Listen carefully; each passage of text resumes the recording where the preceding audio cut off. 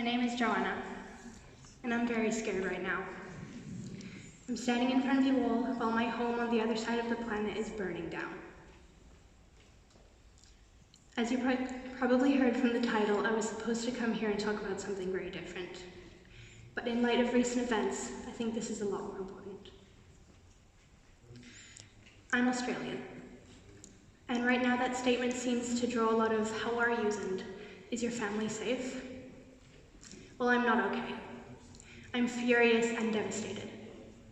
How would you feel if your favorite place on earth was burning to the ground and there was nothing you could do about it? Australia is not a unique case. All over the planet, climate change-induced natural disasters are raging away, but still we refuse to take that crucial sharp turn off the path that is leading to our own destruction. According to 2018's IPCC reports, we must reach peak carbon dioxide emissions this year if we want to have any chance at reversing this epic catastrophe we brought upon ourselves. There is no time to hope for the best. We are quite literally on the verge of collapse. But according to some people, we need to focus on the more important stuff right now, like school, for example. Do you really think I'm going to care whether or not I learned how to do calculus in 12 years when I won't be able to breathe properly anymore? I don't think so. Two friends and I, who are sitting in the audience right now, tried to set up a fundraiser for the Australia bushfires at our school. And we made it into an educational thing as well, so we could raise awareness and educate students about what's happening. But it took a lot of frustration and effort to get it approved. Now, I'm not here to talk badly about my school, since they're kind of the reason I'm standing here, and I'm sure they had their reasons. But I do want to talk about this common issue of hypocrisy among many people on this planet. The mindset of many is that if it's not happening to me, why is it my problem? Let me tell you why it's your problem. See, when something burns, most commonly carbon dioxide is released. In this case, since a portion of a nation is on fire, you can imagine how much CO2 is being released into the atmosphere. Methane is also being released in considerable quantities, which is even worse for the climate. As of last week, 400 million metric tons of CO2 have been released from the fires.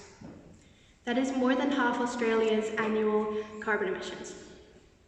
If we're supposed to reach peak emissions this year and then go down from there, these ongoing fires need to be stopped now. Another common argument is that Australia is already a wealthy, developed country, so why should they need our help? The economic cost of the fires is set to exceed $4.5 billion, and the recovery is estimated to cost $100 billion. Imagine if everyone who could just pitched in a little bit. Think how much that would help. But people just want to hold on to their money because we're all greedy, right? We see a child cry, and we immediately rush to help them because that's the right thing to do. But when a country is literally on fire, there is way too much of, no, they don't need my help. They can help themselves. If that child was really big and had money in its pocket, would you walk away from them too? Let's go back to the issue of shut up and get back to work. There are so many teens in the world who are trying to help save the planet, but they are being told to shut up and get back to work. See, my generation is at a unique advantage in that we will be around when the true devastation of climate change hits. Oh, I'm sorry, did I say advantage? What I meant is that if we don't do something about climate change fast, we will be dying of climate change instead of obesity or heart attacks. We will see a rise in sea levels, coral bleaching, ice-free summers in the Arctic, severe heat waves, flooding, and the loss of wildlife, to name a few. That's if nothing changes. If nothing changes, then having kids for us will mean putting them on a planet that won't be worth living in anymore. If nothing changes, then getting university education at this point is kind of irrelevant. If nothing changes, well, I don't want to live in that world. The problem is that none of us want to live in that world. But the people making the big decisions have the luxury of knowing that they won't have to live in that world. Whereas us, the young people who will have to face this reality, are being silenced. We are told to be global participants, be passionate about causes outside of school, be world leaders. But as soon as we try to do just that, it's all no. You need to focus on your education. So then, we become complacent and depressed because our future is being taken away from us, and there doesn't seem to be anything we can do about it. And then do you know what they say? You guessed it. They say, go save the planet if you're so concerned for your future. Thanks. If I sound angry, it's because I am.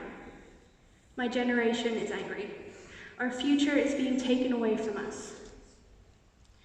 This isn't our fault, but it's our reality. To quote Greta Thunberg, how dare you? People need to realize that we don't live in a bubble. Sure, Australia is on the other side of the planet, but the whole world is still going to feel the consequences. I mean, Australia isn't the only country causing climate change, yet they are still the ones on fire. While there's people sitting in the corporate office of some carbon dumping company saying, there's nothing I can do about it. The other day, I heard someone complaining about the fact that their parents wouldn't let them get this 2,000 euro Louis Vuitton belt. Are you kidding me? My country is on fire. To put the whole situation into perspective a little, I'm going to tell you some facts. We're in Switzerland, which is about 41,000 kilometers squared. There is currently 100,000 kilometers squared of land burning in Australia.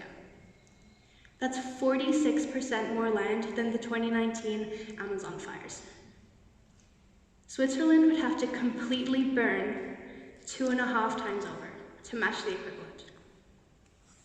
I live in Luxembourg, and Luxembourg would have to burn 40 times over. 40 times.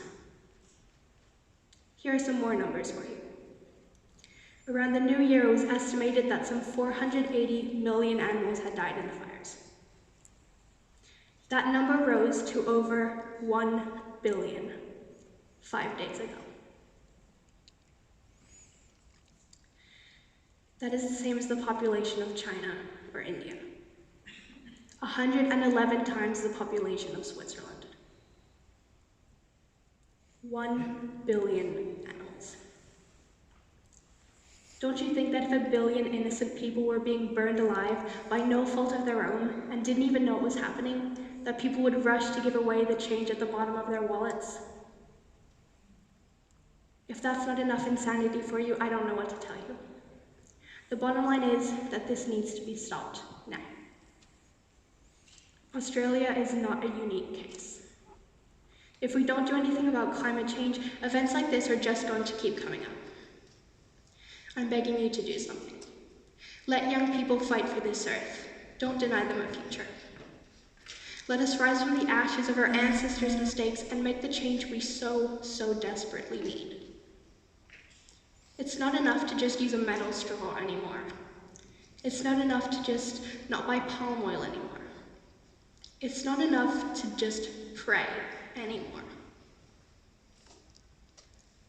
The only people that can save us are the kids being kept behind the curtains. We need action now. Please help me save my home.